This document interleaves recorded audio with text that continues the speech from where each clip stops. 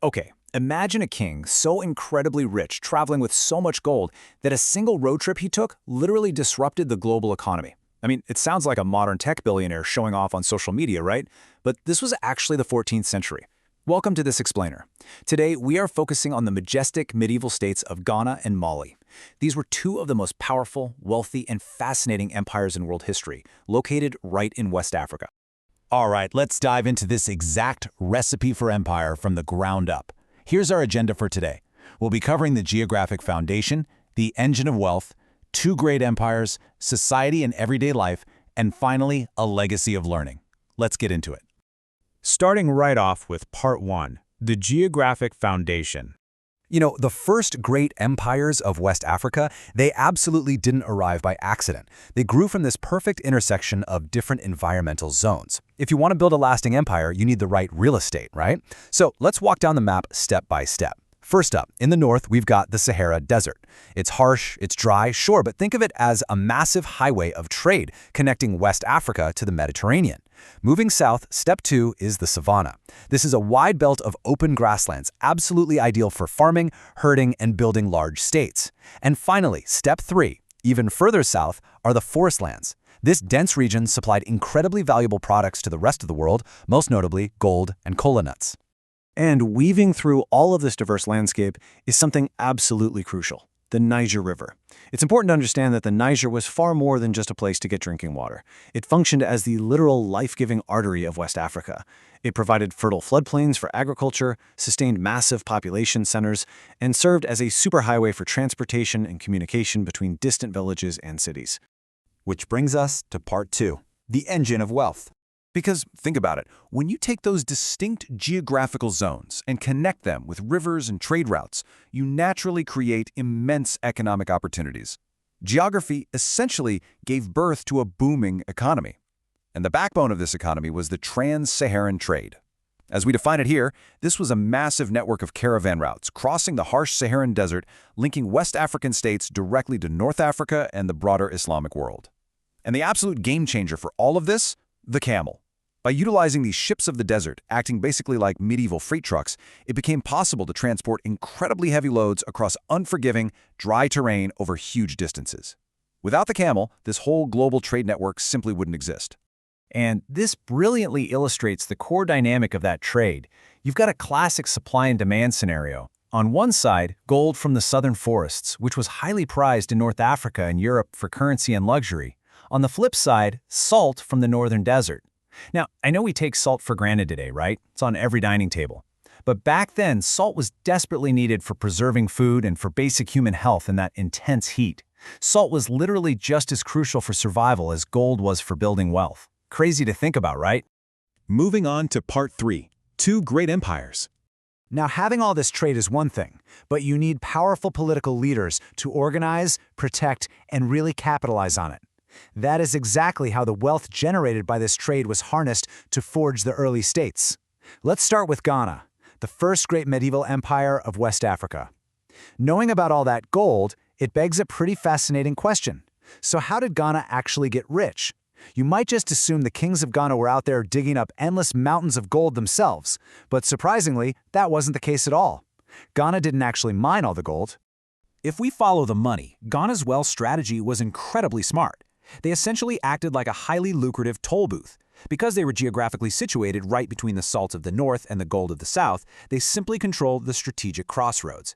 As merchants traveled, Ghana taxed goods entering the kingdom and they taxed goods leaving the kingdom. They were the ultimate middlemen.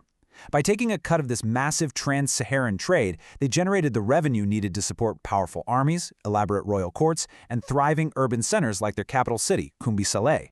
Let's move to the timeline and see how this builds, because power eventually shifts. After centuries of flourishing, Ghana declined in the 13th century, passing the structural blueprint for empire to a brand new power. In that same century, a leader named Sundiata Keita united the Malinke people and founded Mali. Mali inherited those exact same trade networks, but became an even larger, more centralized empire led by a ruler known as the Mansa. And this timeline really culminates with Mansa Musa, whose famous pilgrimage to Mecca in 1324 put Mali squarely on the global map. To truly grasp the scale of this power, just look at this historical record describing the West African kings. Arab writers described the ruler as wealthy and commanding, surrounded by officials, soldiers, and ceremony designed to display royal power. When Mansa Musa made his pilgrimage, traveling with absolutely enormous quantities of gold, he left the broader Islamic world, from Egypt all the way to the Middle East, in absolute awe.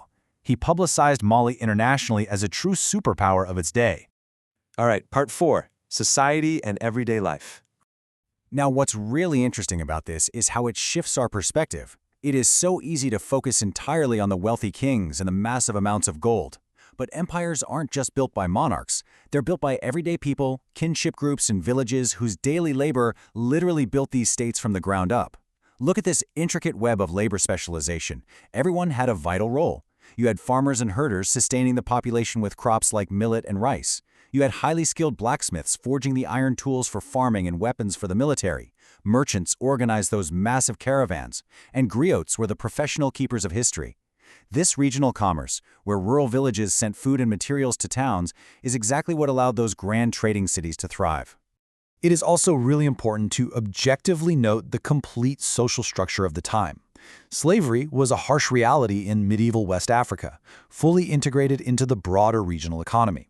Enslaved people, who were often war captives or criminals, were used for domestic labor in fields and households, and they were also exported through long-distance trade networks. It was a brutal but undeniable component of the economic world during this era. Let's move into our final section, Part 5, A Legacy of Learning. This brings us to the final ingredient in our recipe for empire. Because as we know, trade doesn't just move gold and salt, it moves ideas. The trans-Saharan trade brought profound cultural and intellectual exchanges that forever shaped West African civilization. One of the most significant ideas carried across the desert by merchants was the religion of Islam. But it's crucial to note, it wasn't a sudden, total replacement of what was already there.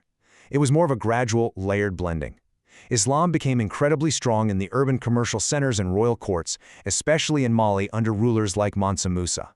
However, out in the rural countryside, powerful traditional African ancestral beliefs continued to thrive right alongside it, creating a really rich, mixed religious landscape. And this blending of cultures absolutely applied to how knowledge was kept too. There's this terrible myth out there that a lack of early writing means a society has no history or intellectual tradition. Let's bust that right now. In West Africa, you definitely had Arabic spreading as the language of law, religion, and record-keeping in the cities. But standing right alongside it, with equal importance, was the oral tradition. Griots were highly disciplined, respected professionals who meticulously memorized genealogies, epic stories, and royal deeds. This oral history was a rigorous intellectual pillar just as vital as Arabic scholarship. This incredible dedication to knowledge physically manifested in the great cities. Places like Timbuktu and Janneh weren't just wealthy trade hubs. They literally transformed into centers of global knowledge. They attracted Muslim scholars, teachers, and students from all over, amassing hundreds of thousands of manuscripts, making them intellectual rivals to any European city of the era. Medieval West Africa was directly connected to the intellectual traditions of the Middle East and North Africa, standing as a massive beacon of learning on the global stage. So the crucial point we've seen is that Ghana and Mali didn't just stumble into greatness. They used a specific recipe. Geography created the opportunity, political organization protected it, and trade generated both immense wealth and a vibrant legacy of learning. Which leaves us with this thought to consider as we wrap up this explainer. If geography creates opportunity and trade creates wealth, what modern empires are we building today using this very same ancient recipe?